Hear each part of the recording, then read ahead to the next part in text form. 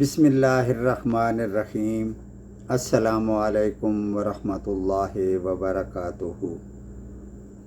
ترجمہ قرآن مجید کا سلسلہ آگے بڑھاتے ہوئے آج ہم سورہ انعام کی آیت نمبر 117 سے 124 تک کا ترجمہ پڑھیں گے۔ آیت نمبر 117۔ بالیقین آپ کا رب ان کو خوب جانتا ہے جو اس کی راہ سے بے راہ ہو جاتے ہیں، اور وہ ان کو بھی خوب جانتا ہے جو اس کی راہ پر چلتے ہیں۔ آیت نمبر 118۔ سو جس جانور پر اللہ تعالیٰ کا نام لیا جائے اس میں سے کھاؤ، اگر تم اس کے احکام پر ایمان رکھتے ہو۔ آیت نمبر 119۔ اور آخر کیا وجہ ہے کہ تم ایسے جانور میں سے نہ کھاؤ جس پر اللہ تعالیٰ کا نام لیا گیا ہو، حالانکہ اللہ تعالیٰ نے ان سب جانوروں کی تفصیل بتا دی ہے جن کو تم پر حرام کیا گیا ہے، مگر وہ بھی جب تم کو سخت ضرورت پڑ جائے تو حلال ہے۔ اور یہ یقینی بات ہے کہ بہت سے آدمی اپنے خیالات پر بلا کسی سند کے گمراہ کرتے ہیں۔ اس میں کوئی شبہ نہیں کہ اللہ تعالیٰ حد سے نکل جانے والوں کو خوب جانتا ہے۔ آیت نمبر 120۔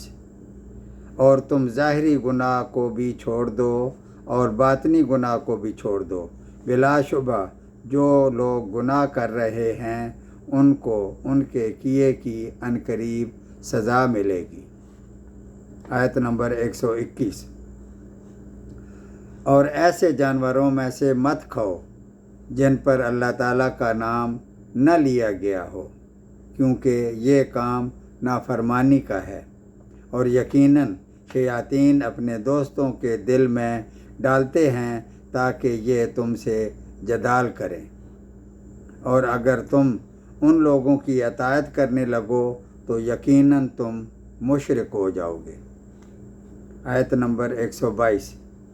ایسا شخص جو پہلے مردہ تھا، پھر ہم نے اس کو زندہ کر دیا، اور ہم نے اس کو ایک ایسا نور دے دیا کہ وہ اس کو لیے ہوئے آدمیوں میں چلتا پھرتا ہے۔ کیا ایسا شخص اس شخص کی طرح ہو سکتا ہے جو تاریکیوں سے نکل ہی نہ پاتا؟ اسی طرح کافروں کو ان کے اعمال خوشنما معلوم ہوا کرتے ہیں۔ آیت نمبر 123۔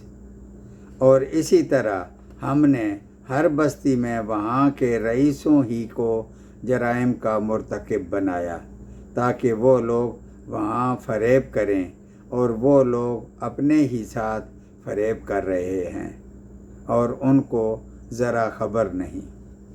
آیت نمبر 124۔ اور جب ان کو کوئی آیت پہنچتی ہے تو یوں کہتے ہیں کہ ہم ہرگز ایمان نہ لائیں گے جب تک کہ ہم کو بھی ایسی ہی چیز نہ دی جائے جو اللہ تعالیٰ کے رسولوں کو دی جاتی ہے۔ اس موقع کو تو اللہ تعالیٰ ہی خوب جانتا ہے کہ وہ کہاں اپنی پیغمبری رکھے۔ عنقریب ان لوگوں کو جنہوں نے جرم کیا ہے اللہ تعالیٰ کے پاس پہنچ کر ذلت پہنچے گی، اور وہ ان کی شرارتوں کے مقابلے سزائے سخت دے گا۔ صدق اللہ العظیم۔